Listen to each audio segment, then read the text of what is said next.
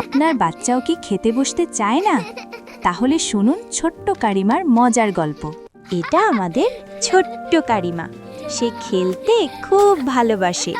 সারা দিন তার খেলনা আর দৌড়ঝাঁপ। একদিন দুপুরে মা ডাঁটলেন, কারিমা মা, এসো খেতে বসো। কিন্তু কারিমা তখন খেলনায় খুব ব্যস্ত। মা আবার বললেন, খাবার খাবি আয়। না মা, আমি এখন খাবো না, আমি খেলবো। রিমা শুনল না, সে খেলতেই থাকল। মা হাসতে হাসতে বললেন, কারিমা, খাবার ঠান্ডা হয়ে যাবে মা। রিমা শুনল না, সে খেলতেই থাকল। মা একটু চিন্তায় পড়লেন, কারণ কারিমা যদি ঠিকমতো না খায় তাহলে তার শরীর দুর্বল হয়ে যাবে। হঠাৎ মায়ের মাথায় একটা মজার আইডিয়া এলো। কারিমা, আজ আমরা একটা মজার খেলা খেলবো। কি খেলা মা? আজ আমরা খেলবো রংধনু খাবার খেলা।